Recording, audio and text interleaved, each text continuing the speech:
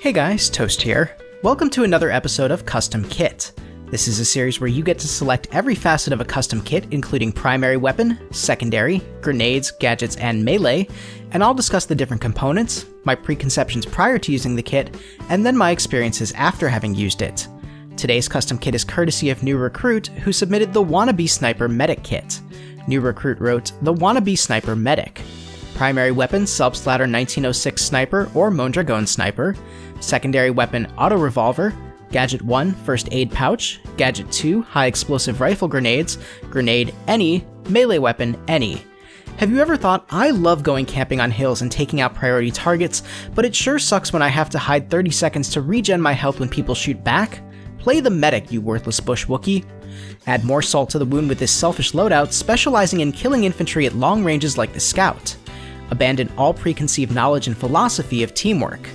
Real talk, you generally should be at least 30 meters away from most engagements. You can jump on the burn and use the auto revolver for moments it demands.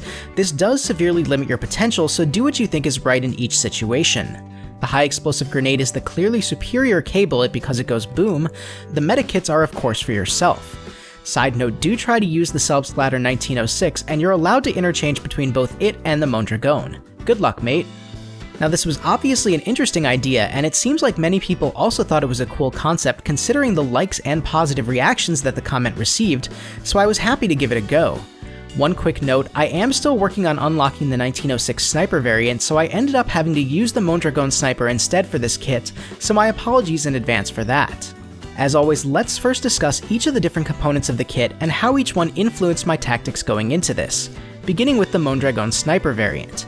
The Mondragon in general is one of my favorite medic weapons because of its excellent versatility. It isn't as specialized as weapons like the M1907SL or the Auto-Loading 8, but what it lacks in a specialized niche, it makes up for in being a perfectly viable weapon in many situations. For the sake of this kit, comparing the Mondragon Sniper to the Subsplatter 1906 Sniper, in some ways it's better, and in some ways it's worse for this particular challenge. The Mondragon Sniper has more rounds and a faster reload, where the 1906 Sniper has better horizontal recoil and a faster rate of fire. Essentially, when it comes down to the shooting mechanic itself, the Subsplatter 1906 provides easier control and a slightly faster time to kill, while the Mondragon ensures that you'll be able to engage more targets prior to needing to reload. Obviously, because of the nature of this kit, I tried to keep my shots to 30 meters or longer when possible, which meant I had to play a bit more reserved than I normally would and use the auto revolver when things got into close quarters. Speaking about the auto revolver, it isn't a secondary that I use particularly often, primarily because of its quite long reload for a sidearm of 3.17 seconds.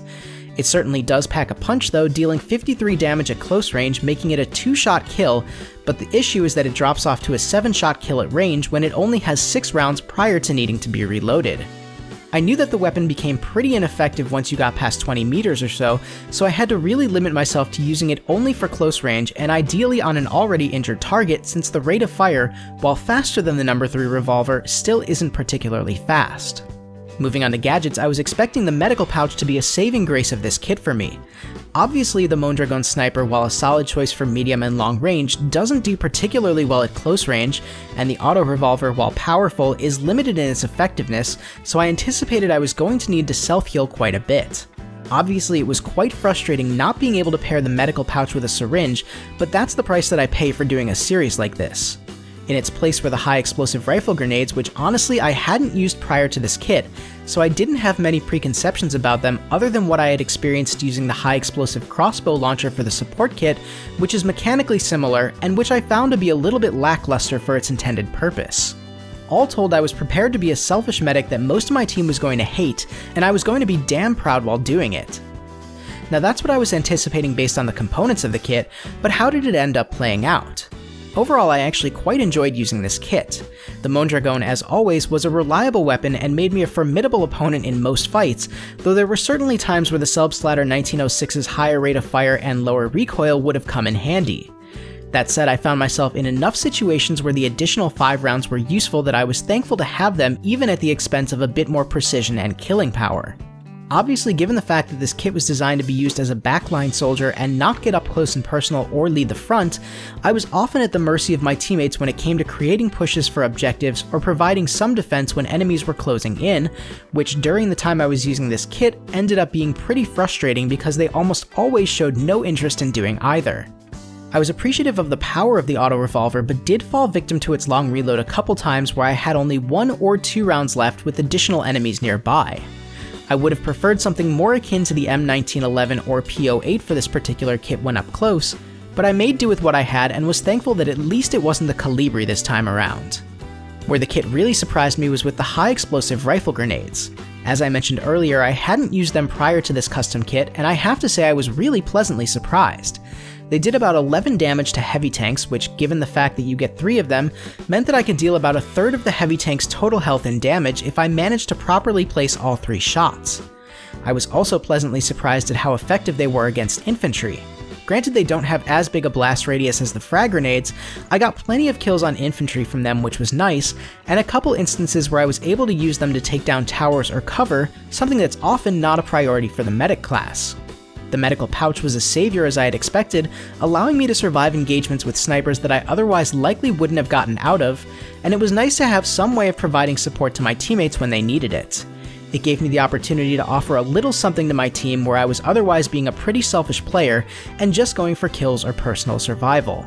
Thanks again to New Recruit for submitting this custom kit, and if you'd like to see one of your own custom kits featured on a future episode of the series, please leave a comment below with the details of the kit, and I'll select one for the next episode. If you've submitted one on a previous episode that didn't get picked, please know that they're still in the running, but always feel free to suggest a different one as well. If you see a kit in the comments that you think is interesting, please leave a thumbs up on it. As always, if you liked the video, please leave a like, and if you want to see more content, please subscribe. Thank you guys so much for watching. This is Toast, and I'll talk to you soon.